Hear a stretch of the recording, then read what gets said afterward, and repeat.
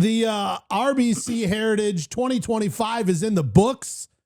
Rich, we'll go to you shortly because I can see you're already basking in your glory, grinning ear to ear. Who watched it? Did you guys tune in? I was glued in on Sunday. I watched it on Saturday. So you saw round 3. Yeah. Didn't catch the finish. Basically, I started at the start of JT. Okay. Well, he had a heck of a run. Gary, did you see any of that Justin Thomas performance this weekend? Absolutely, because Justin Thomas is the man. We love to see him win. Just a phenomenal player, phenomenal person. And also, is this the first actual pick where somebody won one? No, sir, it is not. This would be Rich's second pick that won one. like they won one, huh? That's right. Well, I guess we might as well jump into it. I feel like Rich doesn't want to wait any longer. Josh, without any interruption, why don't you go ahead and take us right through it and break down the outcome of this last week's picks. So to start, first ever tie for third place. We got a tie? We got Gary and Dan with Ludwig Oberg and Colin Morikawa both shooting 3 under, tied at 54. And then second, we have me not in the 4th place hole finally, with Scotty Scheffler shooting -12 with a T8 finish. And then for the second time in 4 weeks, and 4 weeks in a row being the head picker, we got Rich with Justin Thomas, who shot 17 under. Rich, as the head picker, do you have any words you'd like to share or anything you want to, say, for this momentous moment that you're enjoying right now? Better than the giver. I just would like to thank all of my fans and all of the people out there that have supported me all the way through my life and have helped me so much in making these awesome, amazing picks. And that's where I'm going to go with that. Well, you know what, Rich? I feel like you are dominating in a way I never would have guessed. You've got some sort of golf winning insider knowledge that none of us have. And you know what? Here's all I can say is you're making solid picks. It's not like you're just, throwing names out there and getting lucky. Yeah. I mean, I do feel like you are making very strong choices here. And I don't know. I want to discredit it. I want to think that you guys try and discredit it every time. Every week. Last, too. And you pick every last. week. Hey, Rich picks with Rich. Who's the guy that he picked that won prior to Justin?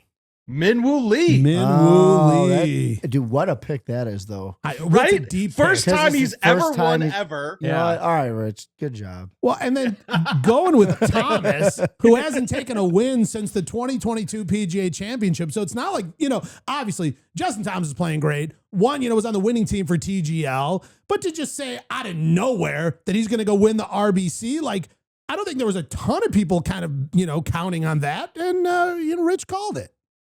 I'm shocked. Yeah, that's all right. I mean, it's easy. I don't know what I'm doing. It's just like easy. It's easy. Well, here's what I think the slight edge Rich has, and he's going to obviously have it again at the Zurich because Rich is already down there.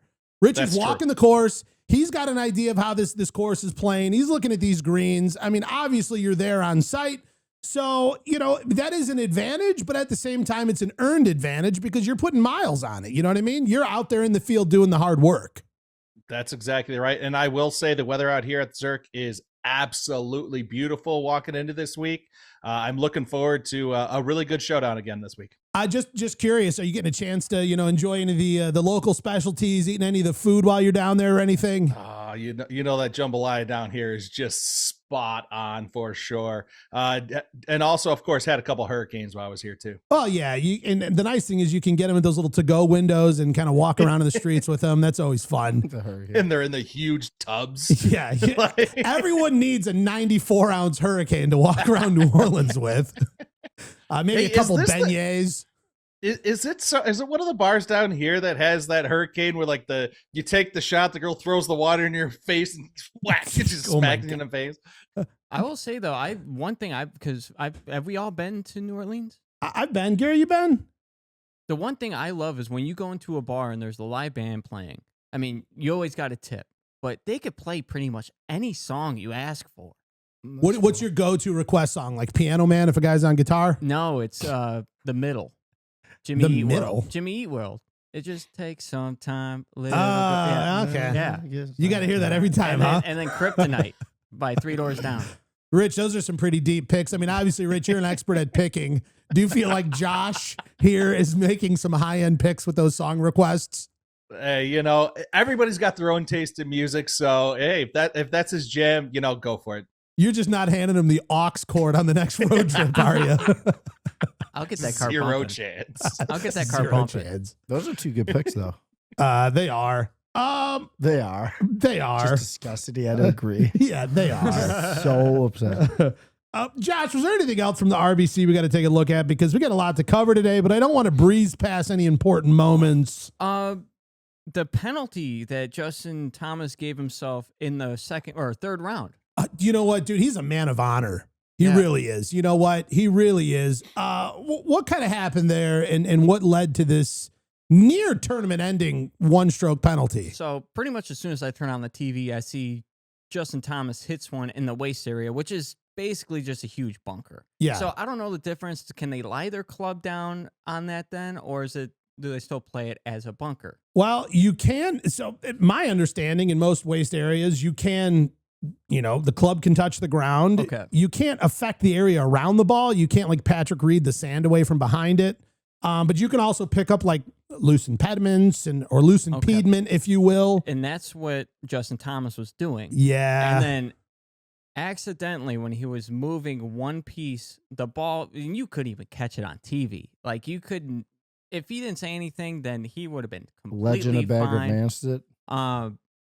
But he decided to tell the official right away. He's like, you could just tell he was like, oh, and he goes, ball moved a little bit. Yeah, and even when he was explaining it, he's like, did it roll? He goes, it was like barely. It just like kind of like nudged a little, like not even like a full turn or a half turn, just like it just kind of wavered slightly. But the guy's like, you know what? It moved.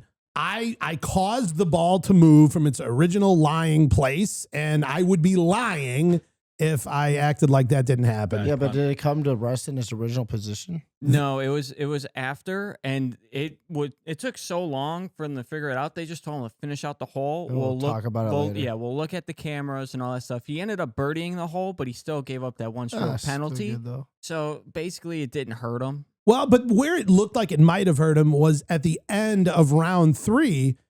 He was now down in second place. He would have been tied for first up there with, who was he tied for first with? Siwoo Kim. Siwoo Kim. Which was on fire until the last round. Siwoo, shake that ass.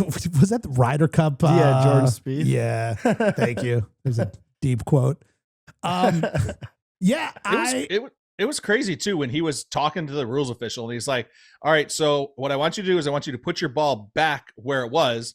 He takes his finger and he sets it on top and he's like, okay, it was like right there. like almost a non-movement. Yeah. He's like, it was just, he barely moved it at all. And he's like, it's like just there, you know.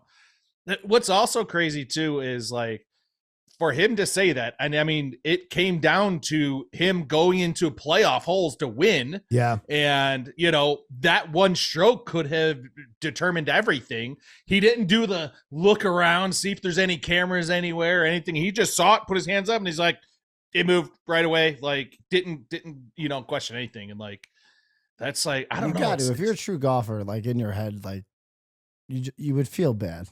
I would feel horrible. I mean, yeah, but like $4 million makes you feel less bad. Yeah, but like, I mean, what, you know? what would happen if, say, he didn't say anything and he gets caught? Is that more of a penalty than what he already had? Or I mean, like, just his whole credibility and reputation go out the window. That's not much, but it's just a little thing. Well, but if he signs his card and he has Then a he's penalty, then he's DQ'd, right? Yeah. So it's just better to do the right thing. Also, don't you guys like that they go from the most prestigious, cool-looking jacket to the RBC jacket? Yeah, just like a clown coat. Here's a patch with some flannel. I actually like that, though. No hate on it, but Yeah, it's just compared to the Masters jacket, Right, like- tons of hate. And why do we do like a jacket tournament 1 week later? Like, there's not like 10 jacket tournaments. You Isn't know what I there mean? a gold one, too? Gary, say it. Gold, Greg. Gold jacket, green Thank you. jacket, who gives a shit? Thank you. No, but seriously, isn't there Isn't there a gold jacket tournament where they still win a gold jacket? Yeah, I think that comes out later on this year. No, am I being? Is this Happy Gilmore? Is it? Am I thinking of the wrong thing here?